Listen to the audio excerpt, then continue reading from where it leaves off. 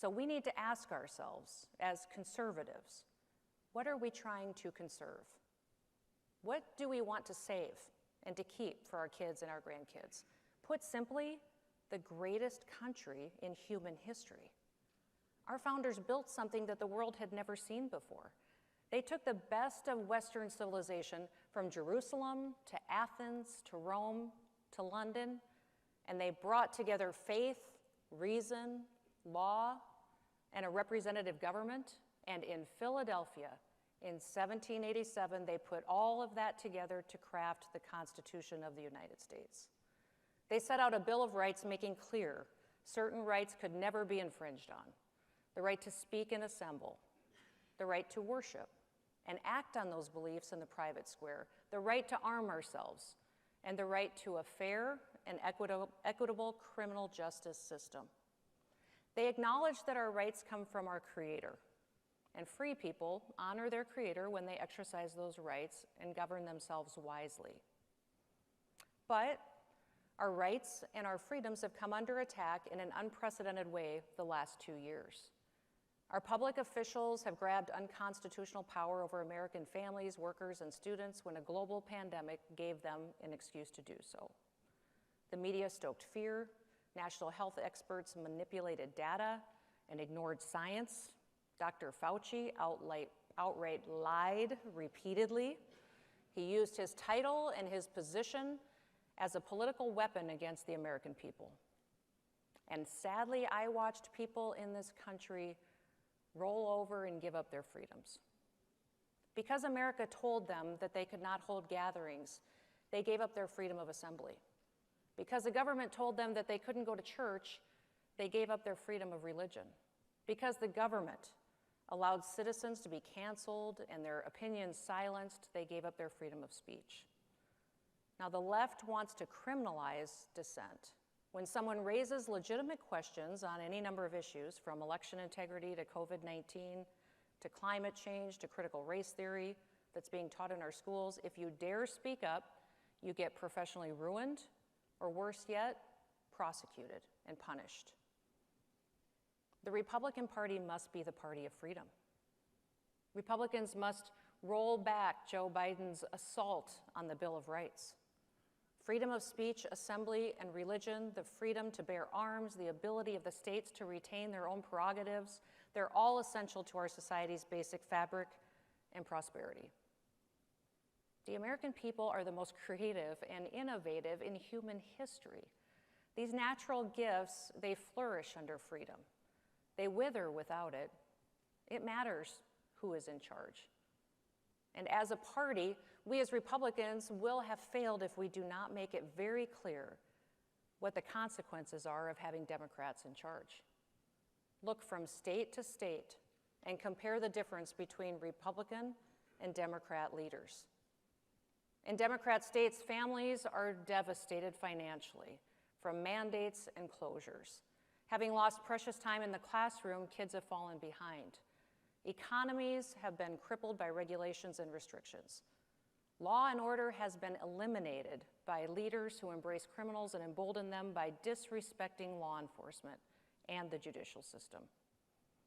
People in those states are losing hope. It's heartbreaking. But now I want you to look at South Dakota. Because when I ran for governor, I told South Dakotans that we would be an example to the nation. That because we were a smaller state, we could do things faster and more efficiently.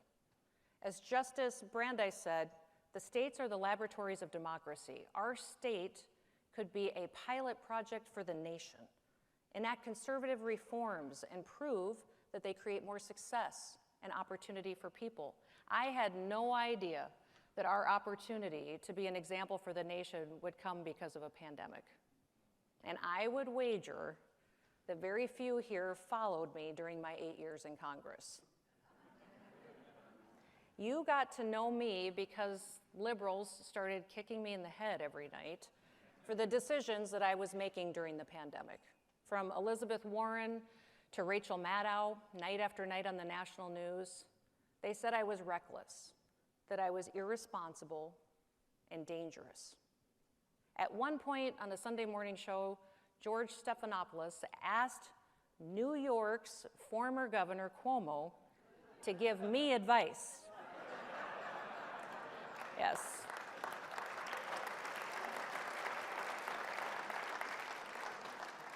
Yes, that Governor Cuomo. The one who sent vulnerable seniors to their deaths in nursing homes and then covered it up. Now, I made my decisions differently. I listened to the experts. I studied the science. We researched the data. But then I took it a step further. I talked to my general counsel and constitutional experts because I wanted to fully understand what authority I had and what authority I didn't have. Because I believe that when leaders overstep their authority, especially in a time of crisis, that's when we break this country. Now, South Dakota was the only state in the nation that never once closed a single business.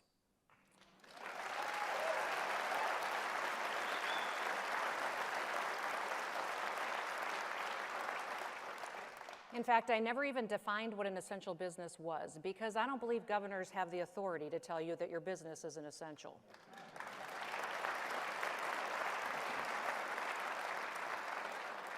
We never stopped people from going to church. We didn't mandate anything. I stood in front of my people and I told them that I was going to trust them. I would give them all the information that I have, but I was going to let them use personal responsibility to make the best decisions for their families, and that we would get through this unprecedented challenge together. Now, South Dakotans were worthy of that trust. Today, in South Dakota, we have the #1 economy in the country.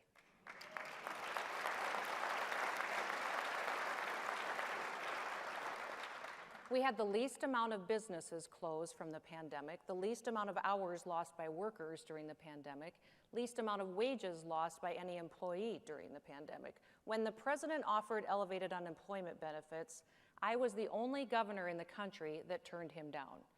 I said, thank you, Mr. President, for the flexibility, but we don't need it. Our people want to work. We have taken in historic revenues from our thriving economy, even though South Dakota has no income taxes, no corporate or personal taxes, no personal property taxes.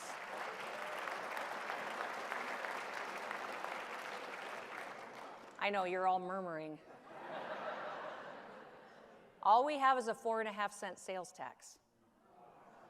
Since I have been governor, we have paid off debt, we have funded trusts and reserves to historic levels, we've invested in dams, railroads, infrastructure. I had a vision to bring high-speed internet access to every corner of the state during my years as governor. We fully funded that project in 1 year.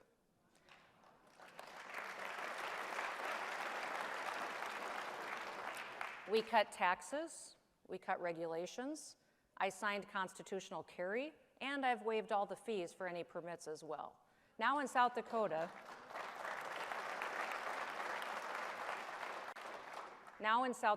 it won't cost you a penny to exercise your Second Amendment rights. In fact, my state will even pay for your federal background check.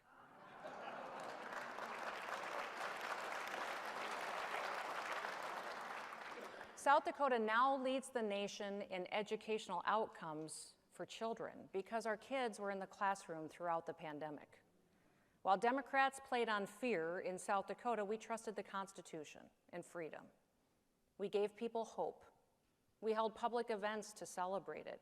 For Independence Day in 2020, beneath the faces that are carved in granite on Mount Rushmore, we showed America and the people that live here that America is good and honorable, and we revere our past leaders.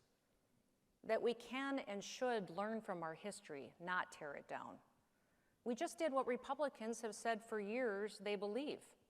We did it, and it worked. Our state is thriving, and our people are happy. Last year alone, we lost over 100,000 Americans to drug overdoses. In South Dakota, we focused on the drug problem in our state. And in 2020, just 2 states had declining overdose deaths, New Hampshire and South Dakota. New Hampshire's rate dropped by 0.5%. South Dakota's dropped by 16%.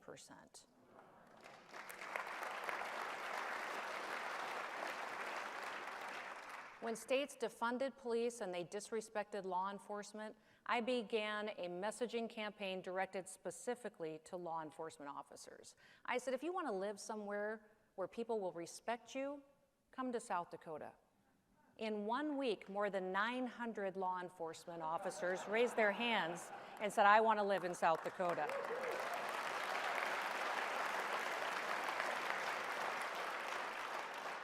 Since then, thousands have made their home in our state.